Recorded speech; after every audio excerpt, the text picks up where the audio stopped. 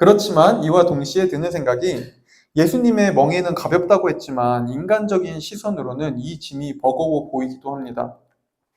두 마음이 공존합니다. 십자가 앞으로 나아가 말씀과 기도로 전신갑주를 입고 하나님이 싸우는 것을 보면 되는데 점점점 이렇게 좀 질문을 주셨어요. 일단은 당연히 쉽지 않죠. 마음적으로도 그렇고요. 또 원래 가족을 내가 구원하기 위해 하나님을 믿지 않는 가족들을 위해 기도하고 그 가족들을 전도하기 위해 시간을 쏟는다는 건 굉장히 어려운 일이에요. 제가 이걸 어떻게 얘기할 수 있냐면은 저희 집에서도 신앙생활을 저만 했던 적이 있어요. 나름 꽤 길게. 근데 저는 좀 다른 좀 또 특이한 케이스였던 게 제가 군대 있을 때 2년 정도 하나님을 버렸거든요. 아예 신앙을 버리고 무신론자로 돌아섰다가 여러 가지 스토리와 하나님의 은혜로 인해서 다시 하나님께 돌아왔어요. 근데 놀라운 점은 제가 하나님께 돌아왔을 때 교회 권사님이었던 저희 엄마가 교회를 아예 떠났었어요. 저와 똑같은, 너무 놀랍도록 똑같은 그런 상황과 그런 고백으로. 그리고 나서 제가 이게 차라리 애시당초 교회를 안 다녔으면 모르는데 교회를 그렇게 열심히 다니던 분이 교회를 떠나니까 거기에 대한 사실 충격이 너무 컸어요. 저는 아직도 기억나는 게 저희 어머님의 모습이 기억나는 게 이제 저희 어머님이 하나님을 안 믿고 나서 이제 얼마나 악착같이 살겠어요. 하나님 없으면 여러분 진짜 악착같이 살게 되는 거 알아요? 왜냐면은 내 인생을 책임져주고 내 인생을 보호해줄 사람이 아무도 없어요. 내 힘으로 세상을 살아내야 돼요. 깔보이면 안 돼요. 세상에서. 하나님 없는 세상에서 밑보이는 거는 가장 바보 같은 일이에요. 항상 곤두서 있어야 돼요. 지면 안 돼요. 저희 어머님이 진짜 그랬거든요.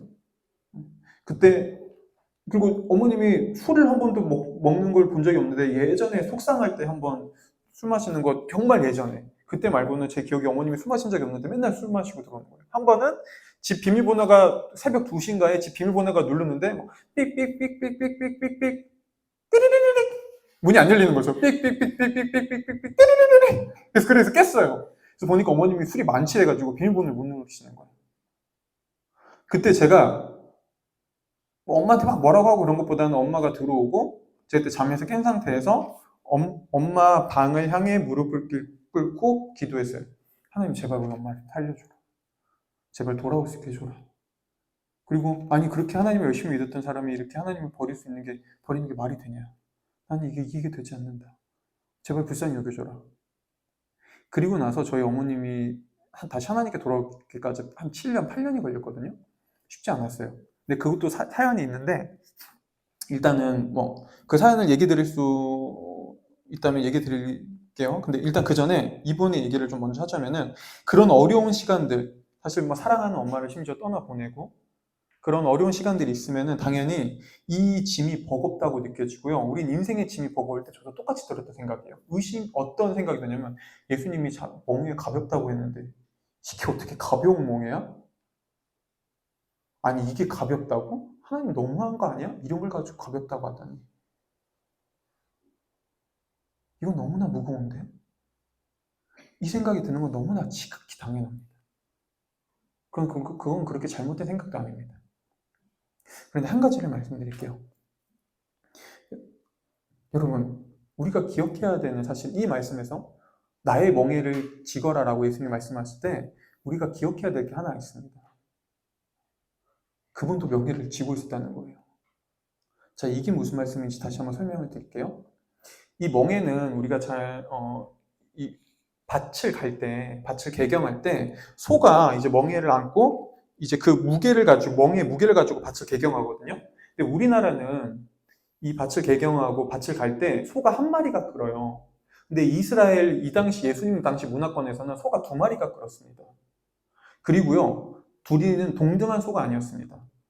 한 소가 좀 더 힘이 있고 좀 더 먼저 선배소, 선임소, 엄마소 아니면은 그 소가 먼저 힘 있는 소가 끌고요. 그 다음에 그 뒤에 있는 다른 소가 연약한 소가 그 뒤에서 그거를 따라갑니다. 배우는 거예요. 자기가 아직 힘이 붙을 때까지. 그래서 예수님이 말씀하세요. 네가 멍에를 메고 네 멍에 내가 너한테 멍에를 지우지만은 가벼운 멍에를 줄게. 네가 알아서 살아라고 하잖아요. 내 멍에를 메고 나에게 와서 배우라고 하죠. 보세요. 여러분, 성경이 말하는 예수님은 일반적으로 사람들은 종교를 이렇게 생각합니다. 일반적 종교는 우리가 마차에 타서 신을 조종하는 거예요. 이쪽으로 가주세요. 자, 좌회전. 툭툭툭툭. 하나님, 좌회전, 좌회전. 우회전, 우회전, 우회전. 여기 좀 더 깊게. 자, 이게 일반적 종교죠. 일반적 종교는 그래요. 신을 내가 원하는 대로 조정해서 내가 원하는 밭을 가려고 합니다. 이게 일반적 종교예요. 아니면은 또 다른 일반적 종교는 신이 마차에 타서 우리를 끌고 갑니다. 야, 내 말 들어라. 툭툭 때리고 하면서. 야, 말 똑바로 안 들어? 저렇게 해야지. 근데 보세요. 기독교는, 성경은 그 어떤 종교에도 없는 얘기를 해줍니다. 우리가 신을 부리는 것도 아니고요. 신이 우리를 부리지도 않습니다. 성경이 말하는 놀라운 메시지는 신이신 하나님이 마차에서 내려와 우리와 함께 멍에를 끕니다. 아니, 그분이 먼저 기꺼이 더 힘든 지게를 짊어지고 우리보다 앞서 멍에를 끕니다. 그리고 그분은 우리에게 말합니다. 내 멍에를 메고 내게 와서 배우거라. 이 말씀이 뭘 뜻하는지 다시 한번 조금 더 설명드릴게요. 그분은 우리가 경험했던 걸 동일하게 경험하셨습니다. 어머님이 돌아가신 가족을 잃은 아픔이 있죠. 여러분, 그 사실을 아시나요?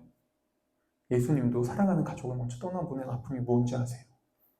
여러분, 성경에 보면 예수님의 아버지인 요셉의 이야기는 초반에만 나오고 뒤에 나오지 않아요.